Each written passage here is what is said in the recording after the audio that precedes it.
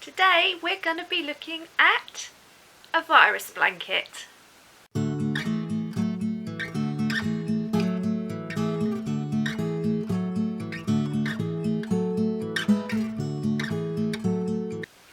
Hi everybody and welcome back to my channel Kazzalistic, and hi to my new subscribers. I've had a little bit of a jump this week, so that's been exciting to get to. I've had about 6 or 8 new subscribers this week, so thank you for those of you that are new to the channel. Thank you for joining me. So today is virus blanket, as you will have seen in the introduction. Those of you who've been with me for a while, I think it was about 3 months ago, something around about that mark, I did a work in progress video for 2 virus blankets. One is the one that I was going to show you, which I did predict I would finish first, and I have. Primarily urged on by the fact that the person who it's for is her birthday tomorrow, which is Wednesday. I'm recording this on Tuesday the 9th of May, so that's primarily why I got that one done first. The other one I haven't really done much on, so that will be to come probably in the distant future, but I will work on. So yeah, obviously I've been predominantly focusing on this one. So this blanket is a virus blanket, and it's the square version. There is a rectangle version as well, which I didn't discover until after I started this one, but square works fine with me anyway, it doesn't really matter. So this blanket, which as you will see is yellow and creams. The reason I've done these colours was because her favourite colour is yellow, and I broke it up with a cream because I just thought it would make it look a bit prettier. So the finished blanket with the edging, which I'll talk about in a minute, well, there is round about, I just did a very quick measure before I came on camera, is about 110 centimetres square, which is, I have to look on the other side to take measure because I'm not very good with inches. It's just over 43 inches square. Those of you that work in the inches and stuff. So, right, let's just try and sit back a bit. I don't know if I'm going to be able to fit this all on camera. So, this is what it looks like. As you can see, compared to the work in progress, it's grown quite substantially. That was only the first, it was literally, I think I was up to about here when I last showed it. So as you can see, it's grown quite a bit. Still quite a big blanket. So basically I've made it as a lap blanket. Her and her husband have a lot of arguments in the winter about the thermostat. So she's quite often cold. So this is basically just to put on her lap to keep her warm when she's sitting in the chair watching TV. So the virus blanket basically works in the same way as the virus shawl. So those of you that are familiar with that will know. Obviously there is the starting squares in the middle are very slightly different. As you can see, sort of this bit here is different to the rest of it. There's not the 2 holes that you get in each section on the corners. So that's the only bit that's really different. Each corner is worked the same as the virus shawl point is, so it's very similar. I think I may have said this in my previous video, but it's just in case you didn't see that. If you've never worked the virus shawl or the virus blankets, or even apparently there's a virus poncho I was told as well, which I haven't seen, but basically once you've got the main pattern established, it's the same 3 rows repeated over and over. Primarily using UK treble crochets, or that's double crochets in US terms. There is a small amount of US single crochet and UK doubles in it as well. So they're the only stitches that you really need to know, and how to chain as well. So if you can do all those 3 things, then potentially you can do this pattern. It is quite simple. Now for the edging, I've done, as you can see, a straight edging, and then just like a curved around the corners. I just wanted to keep it simple, but I think it's I think it's quite effective. It's quite a good shot there. So I've done that all the way around in the cream. Yeah, and I'm quite pleased with how it comes out. I'm just praying she likes it, because you never know when you're giving crochet items. You know, you spend 3 months doing something and you just don't know. Yeah, you just don't know, do you, whether somebody's going to like it or not. I always have that fear of, have I spent 3 months of my life making this, and is it just going to sit in a cupboard and get dusty? I hope not, but we shall see. I'm just hoping she likes it tomorrow, so when I do my next video I'll be able to tell you whether she liked it or not. Yeah, so the yarn I used was Mariner double knit. Those of you that have been with the channel for a while will know that I use Mariner a lot, primarily because it's very cheap. It works out at £1 per 100 gram ball. I'm a carer, obviously on a very tight budget, and so I use it purely for financial reasons. It's pretty good yarn. It's sort of the newer colours are rougher than the older colours used to be. They've been changing all the colour codes and everything. It has got a bit rougher. That's my only complaint about Mariner. But apart from that, it's a perfectly good double knit acrylic. I've done amigurumis, blankets, shawls and everything with it, and it's all been fine. So the colours I've used are cream, so Mariner double knit. Sorry for the glare, that's actually from our window, so hopefully you can see that. Okay. And the shade I've used is C-071 cream. This is one of the older ones. I actually bought this for my friend Jimbo's blanket, for those of you that remember that, a while back. So that was cream that I had left over. And the other one, again, is Mariner double knit. And this one is, that cream was an older code. The code has changed for that now. But cream's cream, isn't it? So, but this is a newer one. It's called Sunrise, and it's 070.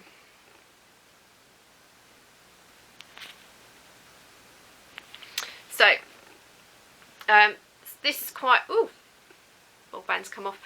This is quite a vibrant yellow. It's sort of fairly, it's slightly darker than it's coming up on camera, but it's more or less there. I've used about 150 grams of the yellow and about the same of the cream, roughly. I didn't keep an exact, normally I keep all the ball bands so I know what I've done, but for some reason I've chucked them out. So I think it was around about 150 of each, so it's about 300 grams roughly.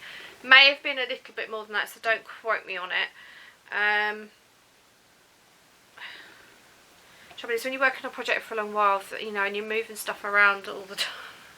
That's why, obviously, I've been working a lot of other projects in between. So, yeah, it's you'd lose track sometimes. So, I think it was around about 300 grams. So it's come up okay. The only thing, and I don't know how well this is going to come out on camera.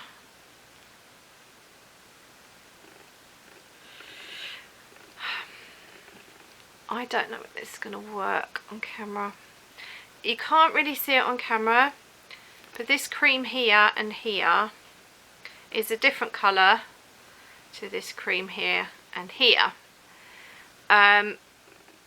This was the newer code, which I don't have to hand, but it's still called cream.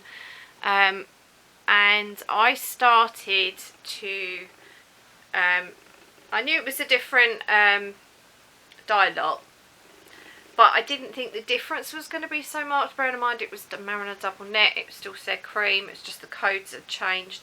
Should have known better, really. So the only thing that I found is that cream and that cream are quite different. I don't think that's going to show on camera. This one is a darker cream, this one's more like a white cream. So that's the only thing I'm really not happy about. And the reason I didn't notice, but I'd already done 3 rows of the darker cream, which is basically the only cream I had left in the house anyway. I was doing it at night, and I have got a daylight craft lamp, but even with that, you couldn't tell. You can only really tell the difference in daylight, like proper daylight. So I'm a little bit disappointed about that. But aside from that, I'm happy with how it's come out. Obviously done the border in cream as well. I've literally, what I did was, I did the centre sort of setup bit, and then I did 2 repeats of the yellow, 2 repeats of the cream, 2 repeats of the yellow again, which is this bit here, and then I did 1 repeat of each colour from there on down, so it became narrower, and then, well, as you can see, it's wider there, and then it gets narrower as it goes up. So that's how I did it. Kind of wanted to make it almost look like, you know, water rippling out, even though it's not the right colours for water, but that's what virus arches always kind of remind me of, you know, the waves were rippling, if that makes sense. So that's where my brain was working anyway. This has been blocked. It has been folded up, so it's got the fold marks in it, even though I have blocked it.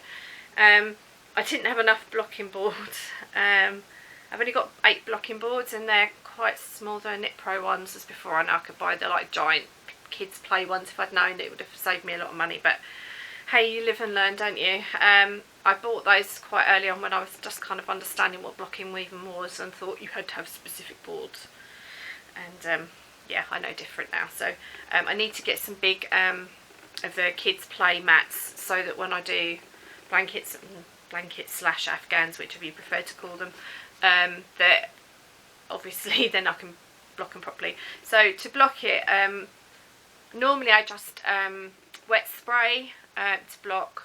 I find that just the quickest and easiest. It's most convenient for me. I have tried steam blocking before and killed my yarn, so I've decided not to do that. And I live in a limescale area. I don't know if you get it in America, but certainly over here we have areas of the UK that have limestone in the area, and where I live is one of them.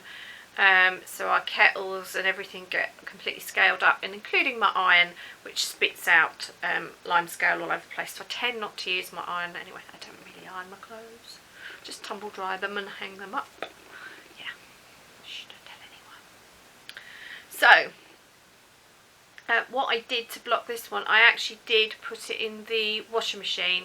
I put it on a wool cycle, and then just did a normal spin on it, and that was fine. So it's coped with that. None of my tail ends or anything have come out, because that's always one thing I worry about. Have I locked them in properly? But apparently I have. So that smells lovely. So I just used a little bit of washing powder and a tiny bit of fabric conditioner. The yarn was quite rough, because it's the newer, the yellow is the Sunrise colour, is one of the newer shades of Mariner. It was quite rough, and it did worry me a little bit.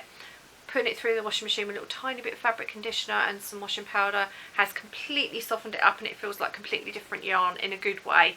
So it's lovely and soft now. So I'm really, really pleased I did that, and I blocked it on 2 towels on the floor, and I just pinned the corners and a couple of pins on each side, just to make sure it sort of held its shape, and that seems to have worked. So yeah, quite happy with it. And then what I'm going to do, this has nothing to do with it, I've bought some pretty ribbon. So it's got light's terrible in here, there's some white polka dots in it. I don't know if they're coming out or not. I've got some pretty yellow ribbon. It's got white polka dots. You have to, oh, there you go, you can see it there, look, white polka dots. So I'm going to tie that up with ribbon, and then I've made a little label out of cards with me washing instructions. So I'm going to tie that on, and so I'm not going to actually wrap it, I'm just going to tie it with ribbon, just thought it looked prettier, and then she can see what it is without having to completely unravel it, because we're going to be giving it to her actually at a meal. So I was a bit worried about, you know, if there was food on the table, is it going to dip in somebody's food or something, because I'd be devastated. So I thought if it's tied up, it's less likely to get ruined. So yeah, so that's it. That's the virus blanket. I did it. I got it done in time. Whoop whoop. Oh, I really had to push myself to get this done, but I've done it. So I'm really pleased that I've done it. Yeah. So I've just got the one in the Boho Spirit to finish. That's going to be a much bigger blanket, because that's going to be to fit a double bed. So my double bed, that'll be for me. That'll be one of the few things I'm making for myself, but this one is surprise. This is one of the first things there's not room for charity for a while, so that's a surprise, isn't it? But this will be given away, so to me it's almost the same thing. Yeah, so oh, I haven't told you the pattern.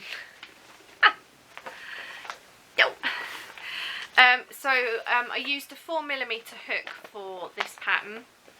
I will say I kind of wish I'd done a 5. It would have just worked up so much quicker. So I would say, particularly if you want it a bit more lacy, do go on a bigger hook. So the pattern is the Virus Blanket pattern, and it's by Sienna's Main Design, which is there. That's what the pattern looks like. Pattern's fairly straightforward, not the worst pattern I've ever had, not the best pattern I've ever had. It's sort of somewhere in between. It's certainly usable. There is a tutorial for the blanket which I did use to get started by Joanna Martinez. I will link that down in the description along with the pattern. She also has Joanne Martinez also has the tutorial for the straight edge, which I just used the tutorial for that. It was really clear. I highly recommend the tutorials. I really can't speak highly enough of them. She has some alternative edging as well. I think there was something like a V-stitch edging, and there was about 3 different types of edging, the straight one being one, but she gave you a choice of a few. So if you don't like a straight edge and you want something a bit more fancy, there are options there tutorial wise if you can't read patterns. Like I said, the main tutorial for the blanket itself was very clear, and I do recommend that.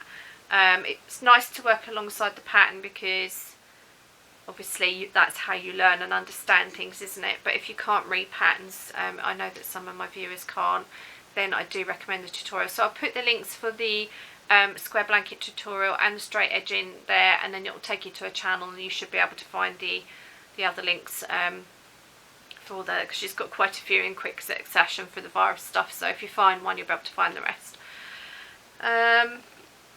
Yeah, so that's it. I hope you enjoyed that. I know it's kind of a little bit repetitive because I've done this as a whip before, but obviously now it's a finished product, and this one particularly has come on a huge amount. I will try and lay this out on the sofa and take a photo so you can see it as a whole thing. It's kind of hard. I'm a bit too close to the camera to film myself in order to be able to get us in trouble when you do bigger projects. So I will take a photograph with it laid out on the sofa just so you can see the whole thing, and I will put that up at the end of the video.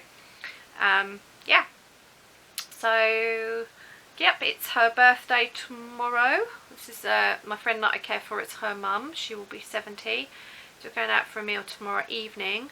Yeah, and her sister arrived safely. I'm trying to think what, yeah, because oh, it's been busy since I last saw you. Yeah, my friend's sister arrived from America on Saturday morning, got here safely. She had a bit of a tight call between one airport change, because she's in America, she had to fly to Dallas airport, and the change from where she was coming from to get onto the plane at Dallas to come to the UK was a bit tight because the first plane was a little bit delayed by about 10 minutes. So, and apparently Dallas airport is enormous. We're talking like Heathrow, Gatwick kind of level and a bit more from what I understand. So she had to run, I think, what she said. So anyway, she's here safely. She's pretty much over the jet lag, or it certainly seems to be. So we've seen her a couple of times now since she's been here. We'll obviously be seeing her again tomorrow at the meal. And after that I don't know, but yes, it's been a little bit busy, so I was really quite nervous about meeting her, but thankfully we get on really well. She's quite chatty, so more chatty than me, believe it or not, which is quite hard to believe, I know. Yeah, so it's all good. Just been extraordinarily tired. Had a bit more driving to do than normal as a result of, obviously, my friend wanted to see his sister because the parents live out in a village, so I've been a little bit tired from that, but apart from that I'm all good. Yeah, got some other things coming up, but I'm not going to say too much until that's sort of done, really, so there'll be something to talk about in the future. I like keeping you suspense, a little bit of tease. Yeah, so I hope you're all okay. Sean, I hope you're getting on alright with Godric and all his assessments. I have been thinking of you. I haven't wanted to harass you because I know that it's a lot of stress on you at the moment, so hope you're doing okay. Yeah, and I hope all the rest of you are doing okay as well. I hope it's going okay with the craft room, Jan. I know you've put a video up yesterday. I haven't watched that one yet, so I'm sure I'll catch up with that later. Yeah, so I keep looking at my stash. Jan's making me feel bad because I keep looking at my stash and it's very disorganised at the minute. That's because I had so many lovely people send me yarn for all the charity work I do, but it's all got a bit of jumbled, and I'm trying to work. I try and keep things in bundles of who sent me what, so I know who sent me what, but now it's got to the point where I think I'm just going to have to organise it by types of yarn. So I've decided that what I'm going to do is write people's names on the labels of who sent it to me, so that I know, so I can keep track. So I've got to go through and do all that and start organising it, but because trouble is it takes quite a while. So I don't know if I'm going to be able to get that done while my friend's sister's around. I just don't know whether practically we're going to have time to do it. But it's certainly going to be something I'm going to do in the next couple of months because Jan's putting me to shame in a minute. And I really do need to tidy up. So my friend keeps saying it looks like a yarn shop in the living room. I don't mind, but she does. No, she's pretty good. I have to say she's pretty good. So, anyway, I'm a waffling as usual, so I'm going to end it here. So I hope you're all well. Let me know what you're getting up to these days and what you're working on. And remember, until next time, to stay well, happy crafting, and remember, until next time, to stay true to yourself. Bye.